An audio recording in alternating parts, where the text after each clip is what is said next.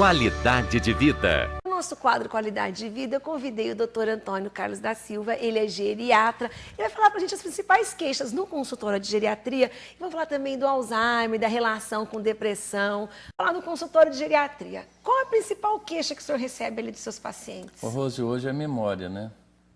Há bastante tempo, com o advento da longevidade, agora a população está envelhecendo, a memória é a grande queixa, né? E junto com a memória, a grande preocupação é a doença de Alzheimer. A doença de Alzheimer, ela é genética ou pode não ter ninguém na família e de repente detectar? Pode, na verdade ela é multifatorial, existem vários fatores, um deles o genético, né? Agora ela tem um componente genético importante quando o Alzheimer é de um paciente jovem, entre 50 e 65 anos, quem tem pai, mãe ou parente jovem com Alzheimer, ela tem um componente genético. Por isso que a gente fala assim, geriatria, mas não é só pessoas mais velhas que têm que ir no consultório, por exemplo, consultar com o senhor. Uma pessoa de 40 anos já pode, para começar a se preparar para ter uma velhice saudável. Com certeza, principalmente se nós formos pensar em depressão, em doença de Alzheimer, a pessoa já tem a doença antes de manifestar a demência. Aos 40 anos ela já tem a doença.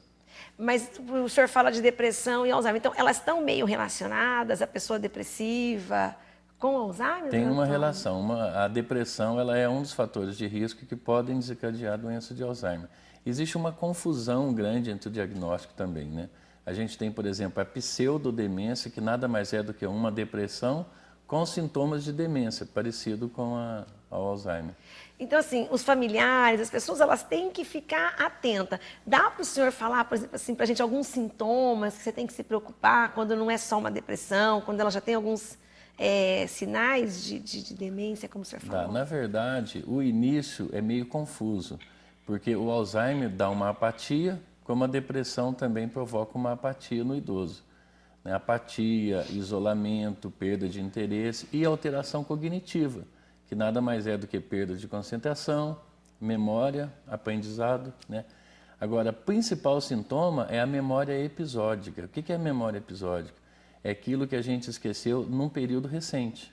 Porque às vezes a gente não consegue lembrar mesmo de coisas que ficaram lá para trás. Isso é normal ou não? Porque tem pessoas que lembram mais, tem pessoas que lembram menos. Isso já é um sintoma? É um sintoma. Existe uma diferença muito grande, uma diferença prática muito grande entre a queda de memória normal, né, a nossa queda de memória, e a demência, a doença de Alzheimer. A queda de memória normal, a gente lembra que esqueceu. Olha que interessante. E o Alzheimer, ele esquece e não lembra que esqueceu. A gente pode lembrar, eu quero lembrar da minha infância, algumas vezes não lembro, mas eu lembro que eu esqueci, então isso é normal. E principalmente um período mais recente, não da infância. Por exemplo, você pode me dizer assim, doutor Antônio, semana passada eu guardei a minha chave e não lembrava onde eu tinha colocado. Só que hoje você lembra que esqueceu naquele dia. E o Alzheimer não lembra. Não lembra. A gente estava conversando ali fora também que o déficit nutricional também pode estar relacionado? Pode, inclusive está no protocolo de solicitação de exames dentro da consulta geriátrica a dosagem da vitamina B12, a dosagem do ácido fólico e a vitamina B1. Essas vitaminas elas podem levar a um quadro de déficit cognitivo que a gente chama dentro da geriatria, da neurologia, de demência reversível. São as demências que já fogem da demência de Alzheimer, mas com uma clínica parecida, mas que pode ser revertida.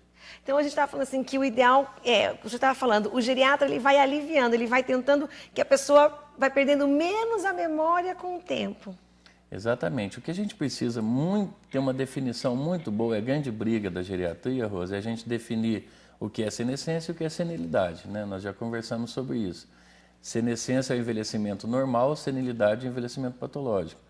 Não dá para tratar envelhecimento normal como doença, mas também não dá para deixar de tratar uma doença achando que é envelhecimento normal.